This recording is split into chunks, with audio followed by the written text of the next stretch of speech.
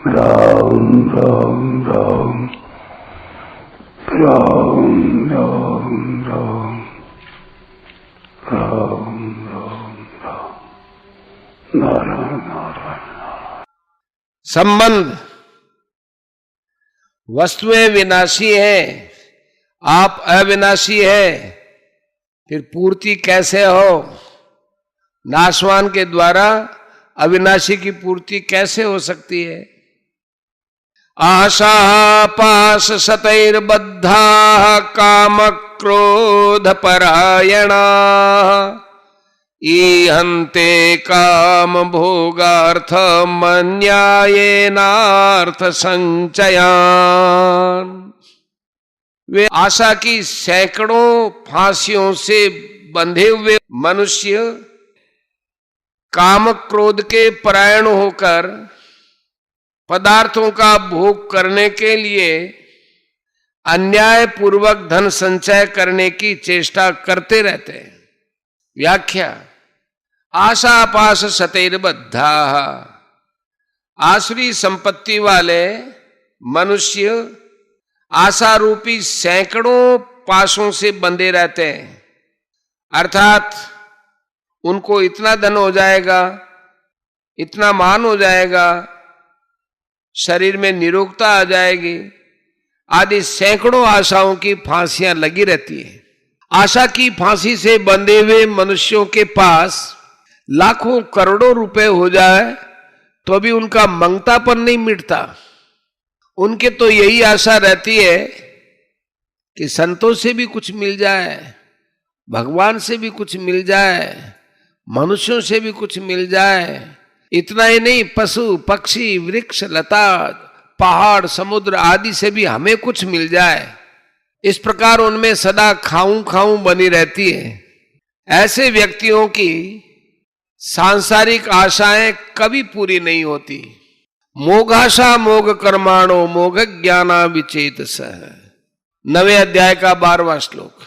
यदि पूरी भी हो जाए तो कुछ फायदा नहीं है, क्योंकि यदि वे जीवित रहेंगे तो आशा वाली वस्तु नष्ट हो जाएगी, और आशा वाली वस्तु रहेगी भी तो वे मर जाएंगे अथवा दोनों ही नष्ट हो जाएंगे। जो आशा रूपी फांसी से बंधे हुए हैं वे कभी एक जगह स्थिर नहीं रह सकते, और जो इस आशा रूपी फांसी से छूट गए हैं वे मौत से एक जगह रहते हैं। आशा नाम मनुष्याणाम काचिद आश्चर्य श्रृंखला यया बद्धा प्रधावंती मुक्तास्तिष्ठन्ति पंगुवत। काम क्रोध परायणा, उनका परम अयन स्थान काम और क्रोध ही होते हैं। अर्थात अपनी कामना पूर्ति करने के लिए और क्रोध पूर्वक दूसरों को कष्ट देने के लिए ही उनका जीवन होता है। काम क्रोध के परायण मनुष्यों का ये निश्चय रहता है कि कामना के बिना मनुष्य जड़ हो जाता है, क्रोध के बिना उसका तेज नहीं रहता, कामना से ही सब काम होता है, नहीं तो आदमी काम करे ही क्यों। कामना के बिना आदमी का जीवन ही भार हो जाएगा। संसार में काम और क्रोध ही सार चीज है, इसके बिना लोग हमें संसार में रहने ही नहीं देंगे। क्रोध से ही शासन चलता है, नहीं तो शासन को मानेगा ही कौन। क्रोध से दबाकर दूसरों को ठीक करना चाहिए, नहीं तो लोग हमारा सर्वस्व छीन लेंगे, फिर तो हमारा अपना कुछ अस्तित्व नहीं रहेगा। आदि आदि भाव रहते हैं। ईहन्ते काम भोगार्थम अन्यायेनार्थ संचयान, आसुरी प्रकृति वाले मनुष्यों का उद्देश्य धन संग्रह करना और विषयों का भोग करना रहता है। इस उद्देश्य की पूर्ति के लिए वे बेईमानी, धोखेबाजी, विश्वासघात, टैक्स की चोरी इत्यादि इत्यादि कर्म करके दूसरों का हक मारकर, मंदिर का, बालक का, विधवा आदि का धन दबाकर और इस तरह अनेक अन्यान्य पाप करके धन का संचय करना चाहते हैं। कारण कि उनके मन में यह बात गहराई से बैठी रहती है कि आजकल के जमाने में ईमानदारी से, न्याय से कोई धनी थोड़ी ही हो सकता है। ये जितने धनी हुए हैं सब अन्याय, चोरी, धोखेबाजी करके ही हुए हैं। ईमानदारी से न्याय से काम करने की जो बात है वो तो कहने मात्र की है, काम में नहीं आ सकती। यदि हम न्याय के अनुसार काम करेंगे तो हमें दुख पाना पड़ेगा और जीवन धारण करना मुश्किल हो जाएगा। ऐसा उन आसुर स्वभाव वाले व्यक्तियों का निश्चय होता है। जो व्यक्ति न्याय पूर्वक स्वर्ग के भोगों की प्राप्ति के लिए लगे हुए हैं, उनके लिए भी भगवान कहते हैं कि उन लोगों की बुद्धि में हमें परमात्मा की प्राप्ति करना है, यह निश्चय हो ही नहीं सकता। समाधौ न विधीयते, दूसरे अध्याय का 44वां। फिर जो अन्याय पूर्वक धन कमाकर प्राणों के पोषण में लगे हुए हैं, उनकी बुद्धि में परमात्मा प्राप्ति का निश्चय कैसे हो सकता है? परंतु वे भी यदि चाहें तो परमात्मा प्राप्ति का निश्चय करके साधन परायण हो सकते हैं।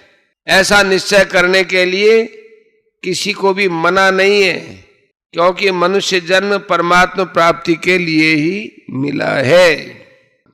परिशिष्ट भाव, आशा पाश शतैर्बद्धा, यहां शतै पद अनंत का वाचक है। जब तक संसार के साथ संबंध है तब तक कामनाओं का अंत नहीं आता। दूसरे अध्याय के 41वें श्लोक में कहा है, बहुशाखा यहनंताश्च बुद्धयो अव्यवसायिनाम। अव्यवसायी मनुष्यों की बुद्धियां अनंत और बहुत शाखाओं वाली होती है। कारण कि उन्होंने अविनाशी से विमुख होकर नाशवान को सत्ता और महत्ता दे दी तथा उसके साथ संबंध जोड़ लिया। काम क्रोध परायणा, आसुर स्वभाव वाले लोग काम और क्रोध को स्वाभाविक मानते हैं। काम और क्रोध के सिवाय उनको और कुछ दिखता ही नहीं, इनसे आगे उनकी दृष्टि जाती नहीं। यही उनके पास अयन अर्थात स्थान है। मनुष्य समझता है कि क्रोध करने से दूसरा हमारे वश में रहेगा, परंतु जो मजबूर लाचार होकर हमारे वश में हुआ है वह कब तक वश में रहेगा? मौका पड़ते ही वह घात करेगा। अतः क्रोध का परिणाम बुरा ही होता है।